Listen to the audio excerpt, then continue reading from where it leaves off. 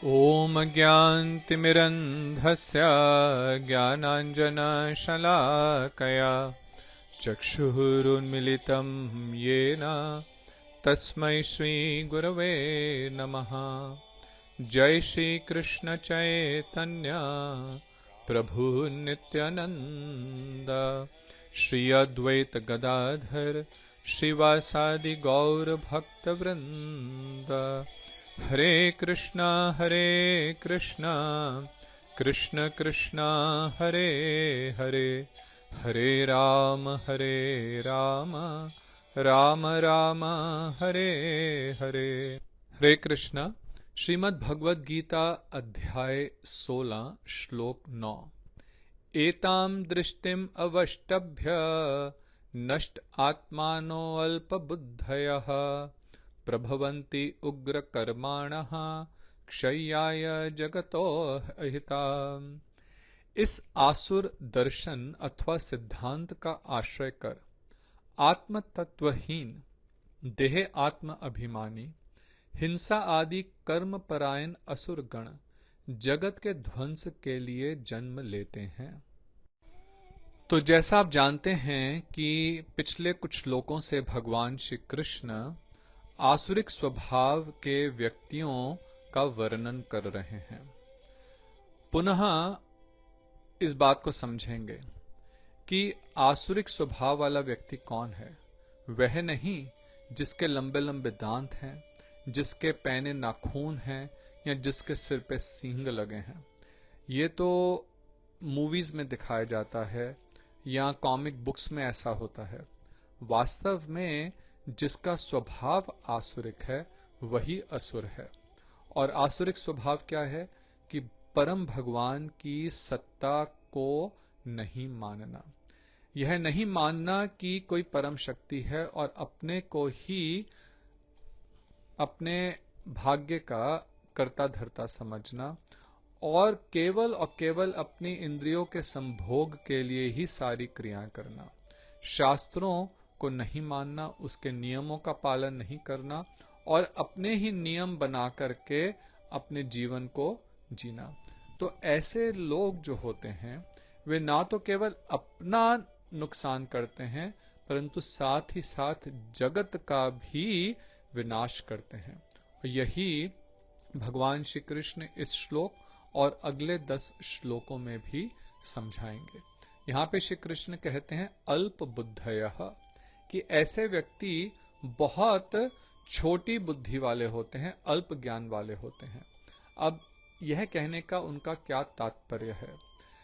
देखो, भौतिक दृष्टि से कोई व्यक्ति बहुत बड़ा वैज्ञानिक हो सकता है, बहुत बड़ा लेखक हो सकता है, बहुत बड़ा व्यापारी हो सकता है, बहुत करोड़पति हो सकता है, लेकिन यह बुद्धि का मापदंड नहीं है। वैदिक शास्त्रों के अनुसार ज्ञान का मापदंड है कि हम अध्यात्म के विषय में कितना समझते हैं। तो यहाँ पे अल्प ज्ञान वे लोग हैं जिन्हें भगवान कह रहे हैं नष्ट आत्मनः, अर्थात वे आत्म तत्वहीन हैं। उन्हें आत्म तत्व के विषय में कुछ भी ज्ञान नहीं है। वे नहीं समझते कि यह शरीर नश्वर है।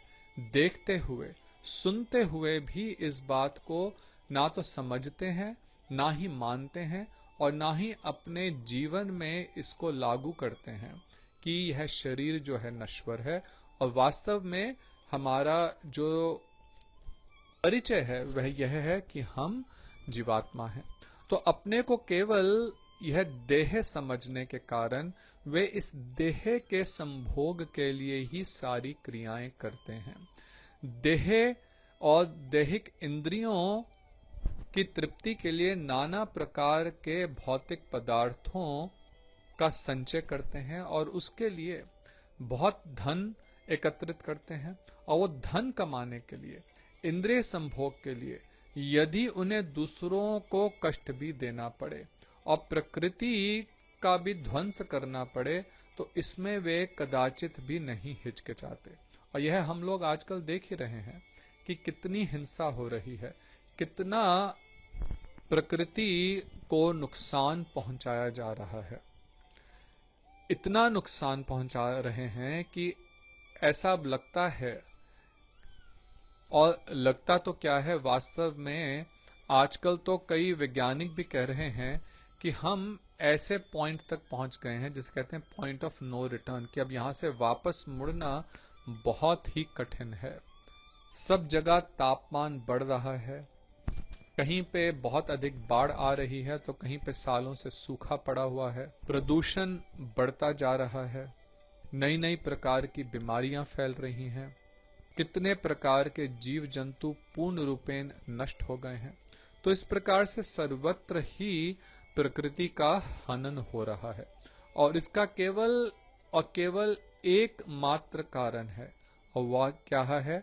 हम लोगों की काम वासना और संसार को भोगने की, इंद्रियों को भोगने की प्रबल इच्छा।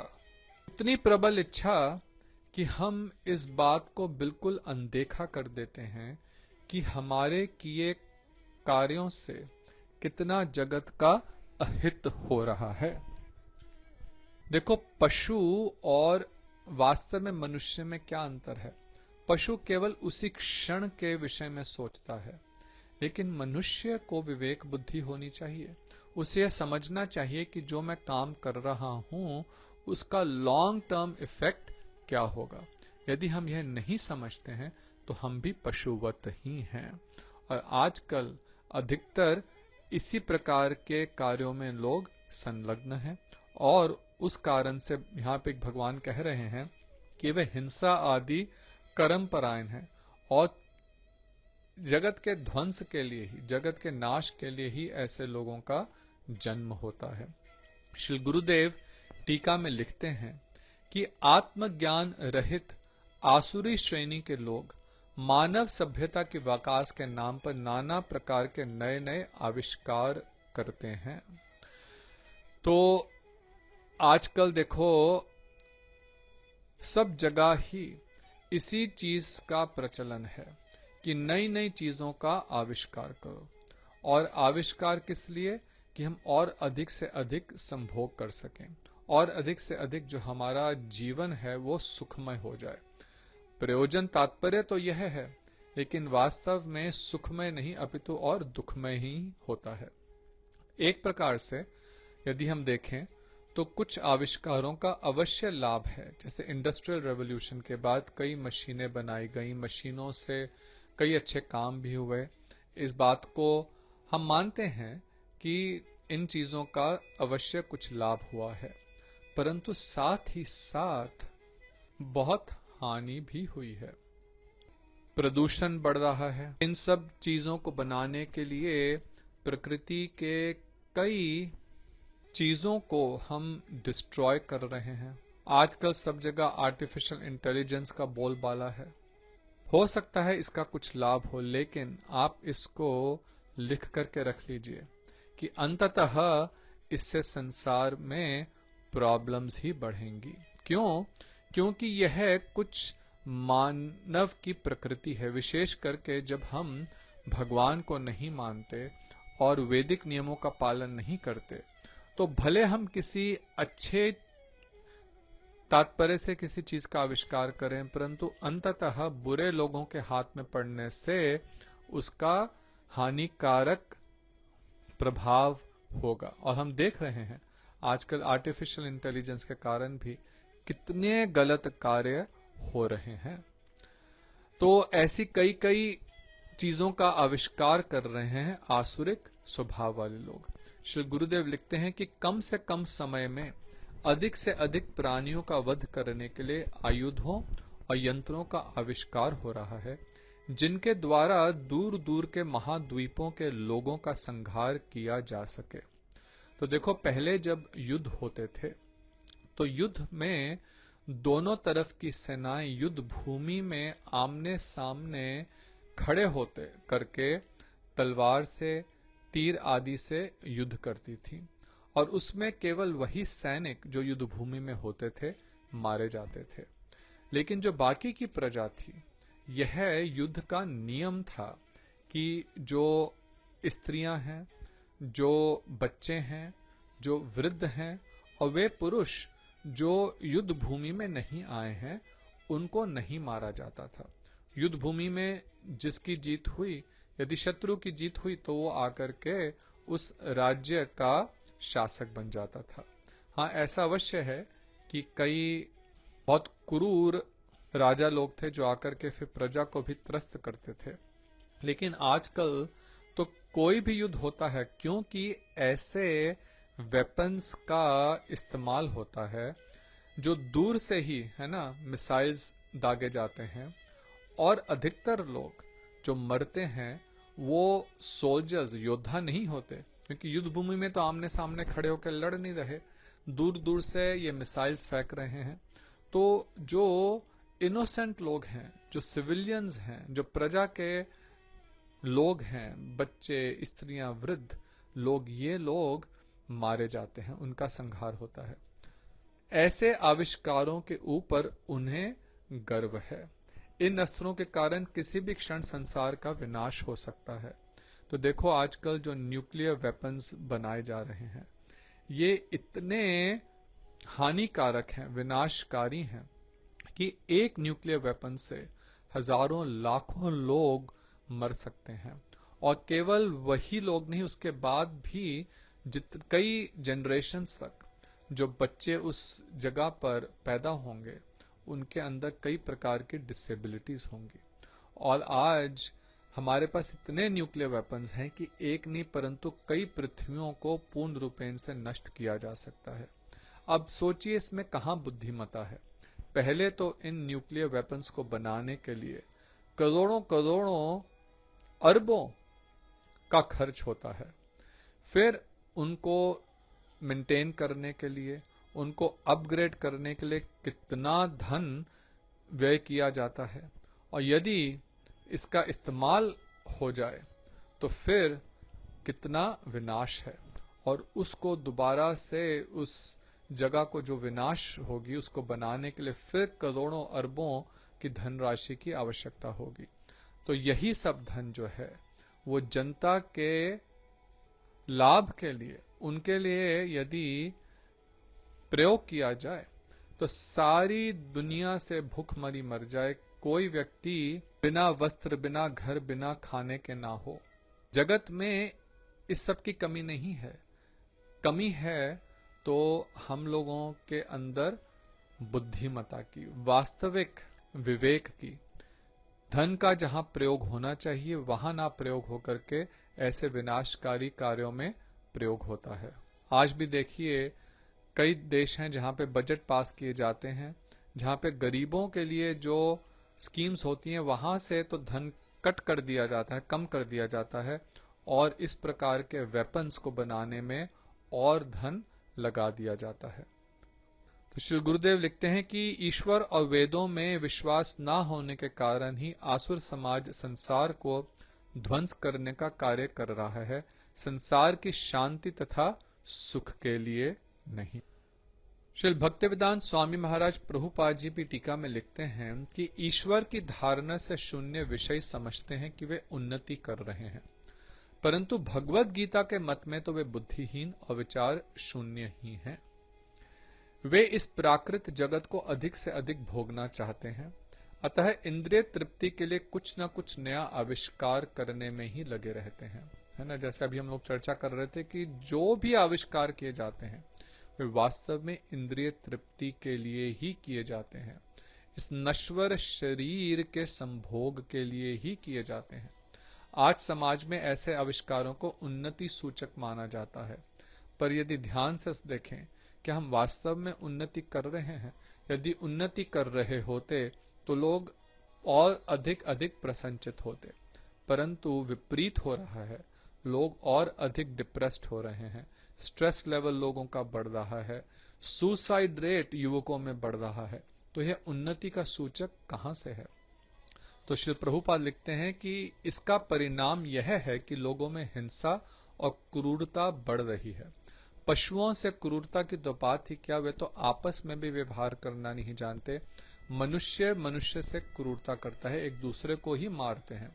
आसुरी स्वभाव वाले मनुष्य में पशु हिंसा की प्रमुखता रहती है। तो पशु हिंसा सर्वत्र ही बढ़ रही है। ऐसे पशु जो अपनी रक्षा नहीं कर सकते, उनको मार करके उनका मांस खाने के लिए, किस लिए? केवल अपनी 2.5 इंच जिह्वा के स्वाद के लिए ऐसे असहाय पशुओं का वध किया जाता है।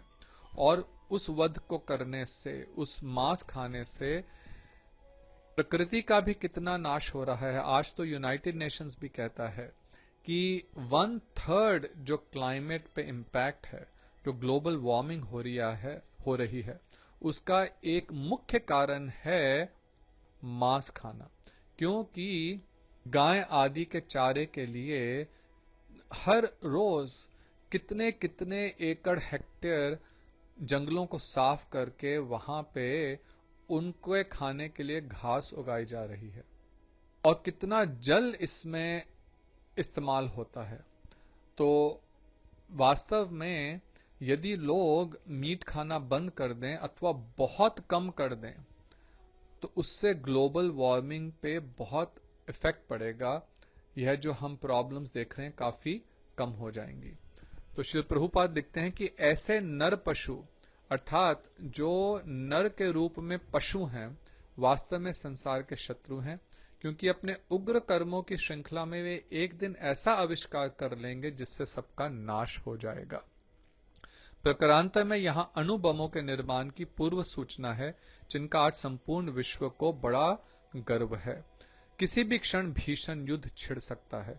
हम जितना भी प्रयत्न कर लें, कोई ना कोई ऐसा राजा या डिक्टेटर आएगा जो अपने कामुक भाव के कारण, क्योंकि वह चाहता है संसार को वशीभूत करना, वो परमाणु आयुध का, न्यूक्लियर वेपन्स का इस्तेमाल करेगा और बहुत जगत में डिस्ट्रक्शन होगी। उस परिस्थिति में ऐसे बमों का भयंकर परिणाम होगा।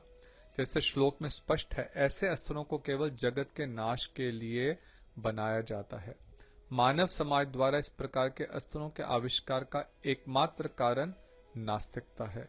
इनका उद्देश्य जगत में सुख, समृद्धि और शांति करना नहीं है। अधिक से अधिक आयुधों से, वेपन से शांति नहीं, केवल अशांति ही होगी। अब अगले श्लोक नंबर 10 में श्री कृष्ण कहते हैं, कामम आश्रित्य दुष्पूरम दंभ मान मदान्विताः मोहात गृहीत्वा असत ग्रहान प्रवर्तन्ते अशुचि व्रतः। वे लोग कभी न पूर्ण होने वाली वासनाओं का आश्रय कर दंभ, मान और मद युक्त होकर, मोहवश असत विषयों में आग्रह युक्त होकर तथा भ्रष्ट आचरणों को लेकर क्षुद्र देवताओं की आराधना में प्रवृत्त होते हैं। तो अब श्री कृष्ण कह रहे हैं कि कामुक व्यक्तियों की, आसुरिक भाव व्यक्तियों की जो कामनाएं हैं वे मृग तृष्णा की भांति हैं। जैसे रेगिस्तान में मृग जल को देखता है लेकिन वहां जल है ही नहीं, इसलिए उसकी तृष्णा कभी पूर्ण ही नहीं होती। उसी प्रकार कामुक व्यक्ति की वासनाएं भी कभी पूर्ण नहीं होती, क्योंकि संसारिक भोग विलास में वास्तव में सुख है ही नहीं। परंतु फिर भी वह काम रूपी अग्नि में और अधिक ईंधन डालते रहते हैं, अर्थात इंद्रियों को इंद्रियों के विषय देने में ही अपना सारा जीवन निकाल देते हैं। अब देखो, अग्नि में यदि हम घी डालेंगे तो अग्नि शांत थोड़ा ही होगी, वे और अधिक प्रज्वलित हो जाएगी। उसी प्रकार जब हम अपनी इंद्रियों को और काम वासनाओं की वस्तुएं प्रदान करते हैं तो वे भी और अधिक कामुक हो जाती हैं। यह काम वासना रूपी अग्नि और अधिक बढ़ जाती है। तो ऐसे व्यक्तियों का स्वभाव कैसा है? दंभपूर्ण, बहुत घमंडी, किसी को अपने सामने कुछ नहीं समझते। अपने धन, अपने रूप, अपने ऐश्वर्य, अपनी शक्ति, अपने ज्ञान का बहुत घमंड करते हैं, बहुत मद और मान से युक्त होते हैं। उन्हें ऐसा लगता है कि वे कुछ भी कर लें, कोई उनका कुछ नहीं बिगाड़ सकता। इसी कारण से वे हर प्रकार के पापमय कार्य भी करते हैं। श्री गुरुदेव टीका में लिखते हैं कि ईश्वर और वेदों के सिद्धांतों को नहीं मानने वाले आसुर स्वभाव वाले लोग धन संग्रह तथा उसके द्वारा काम के उपभोग में ही मनुष्य जीवन को कृतकृत्य समझते हैं, क्योंकि वे केवल धन संग्रह को और कामुक वस्तुओं को एकत्रित करना ही जीवन का एकमात्र प्रयोजन समझते हैं। देख करके सुन करके भी नहीं इस बात पर स्थिर हो पाते कि यह शरीर, यह जीवन नश्वर है। सब वस्तुएं जिनको वो एकत्रित करने में रात दिन लगे रहते हैं, वे सब भी नश्वर हैं। परंतु इन्हीं चीजों के लिए वे झूठी प्रतिष्ठा और वृथा अहंकार के मद में चूर होकर के नाना प्रकार के कुकृत्य करते हैं। कैसे कुकृत्य? गुरुदेव लिखते हैं मद्य, मांस, अवैध स्त्री संग तथा द्यूत क्रीड़ा और अपवित्र कार्यों में आसक्त रहते हैं। तो ये जो 4 पाप के खंबे हैं, उन्हीं को वे बहुत ऊंचा समझते हैं। आजकल लोग इसी को सभ्यता समझते हैं कि यदि हम नाना प्रकार के मादक वस्तुओं का, ड्रिंक्स वगैरह इनका सेवन करें, देखिए कितना समाज में यह बढ़ गया है। मांस खाएं, पर स्त्री अथवा पर पुरुष से संग रखें, इसको उच्च समाज का प्रतीक माना जाता है। वास्तव में यह उच्च समाज नहीं, अपितु पशु भाव का प्रतीक है। जैसे कुत्ता जो है वह यह नहीं देखता कि कौन उसकी पत्नी है, किसी के साथ भी जाकर के संग कर लेता है। तो ये बहुत ही दुख की बात है कि आजकल समाज में इन्हीं सब अपवित्र कार्यों को ही बढ़ावा दिया जा रहा है। ऐसे आसुरिक वृत्ति के लोग वैदिक सिद्धांतों का उपहास करते हैं। जो धर्म की बात करते हैं, शास्त्रों की बात करते हैं, उनका उपहास करते हैं। कहते हैं कि ये लोग तो पिछड़े हुए हैं, पर वे ये नहीं जानते कि वास्तव में भगवान के भक्त सबसे अधिक उन्नत हैं। परंतु यही आज के समाज की विडंबना है कि जो प्रशंसनीय व्यक्ति हैं, जिनकी प्रशंसा करनी चाहिए, उनको तो हम नीची दृष्टि से देखते हैं, और जो गलत काम करते हैं उनको हम सिर पर चढ़ा करके रखते हैं। श्री गुरुदेव लिखते हैं कि आधुनिक निरीश्वर समाज में ऐसे लोगों की, अर्थात आसुरिक वृत्ति के लोगों की, जो पाप के कार्य करते हैं, इनकी ही प्रशंसा होती है। ये लोग समाज को ध्वंसता के कगार पर बिठाकर भी अपने को बुद्धिमान होने का अभिमान करते हैं। तो देखियो, ऐसे ही लोगों के कुकृत्यों के कारण आज समाज की ऐसी दुर्दशा है। परंतु फिर भी इन्हीं लोगों को हम अपना लीडर मानते हैं।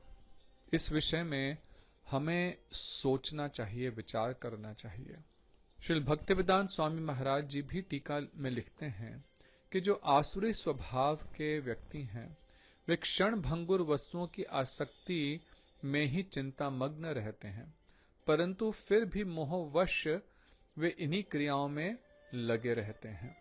अज्ञान के कारण वे कभी नहीं जान पाते कि हम भ्रष्ट पथ पर अग्रसर हो रहे हैं, वे नरक की ओर जा रहे हैं, परंतु अज्ञानता के कारण ऐसे अंधे हो गए हैं कि देख ही नहीं रहे कि कैसे कुमार्ग पे वे चल रहे हैं। ये असतग्राही असुर अपने देवता, अपनी ही आराधना और अपनी ही मंत्रादि की कल्पना कर लेते हैं। जैसे भगवान इस श्लोक में कह रहे हैं कि इस प्रकार के लोग अपने मन गणंत के देवी देवता बनाकर के उनकी पूजा करते हैं। और आजकल तो हम देख ही रहे हैं कि लोग नए नए प्रकार के मंत्र बना लेते हैं, नई नई प्रकार की पूजा की पद्धति बना लेते हैं, मनगढ़ंत ऐसे देवता बना लेते हैं जिनका कहीं पे भी शास्त्रों में वर्णन ही नहीं है। उन मंत्रों का, उस प्रकार की पूजा का कहीं भी वेदों में किसी भी शास्त्र में वर्णन नहीं है। तो यही कलयुग का प्रभाव है कि भगवान को तो मानना नहीं, वेदों को तो मानना नहीं, लेकिन अपनी मनगढ़ंत विचारों की उपज जो ये नाना प्रकार की पूजाएं हैं, उन्हीं को धर्म समझ करके उसका पालन करना और दूसरों को भी वही करने के लिए ब्रेन वॉश करना। तो इसका परिणाम क्या होता है कि परिणाम यह होता है कि वे कामनी कांचन में उत्तरोत्तर अधिक लिप्त होते जाते हैं। इस संदर्भ में अशुचि व्रता शब्द बहुत महत्वपूर्ण है। अशुचि का अर्थ होता है कि अपवित्र। तो जैसा भी हम चर्चा कर रहे थे कि असुरों के आकर्षण के केंद्र मदिरा, मांस, द्युत और कामनी ही हैं। वस्तुतः ये अनेक अशुचि अर्थात दूषित व्रत हैं। वे गर्व और अभिमान से प्रेरित होकर वैदिक विधान के विरुद्ध धर्म के सिद्धांतों की रचना किया करते हैं। संसार में परम अधम होते हुए भी दम्भ से पूज्य भाव को प्राप्त कर लेते हैं। यद्यपि वे नरक में गिर रहे हैं, परंतु फिर भी अपने को बहुत श्रेष्ठ समझते हैं। देखिए, भगवान स्पष्ट रूप से वर्णन कर रहे हैं कि आसुरिक स्वभाव वाले किस प्रकार से कुकृत्य करते हुए भी अपने को धार्मिक समझते हैं।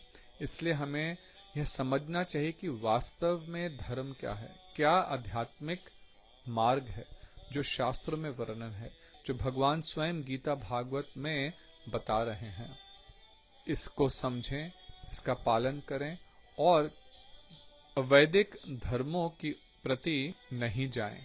हरे कृष्णा, राधे राधे। आपका दिन मंगलमय हो।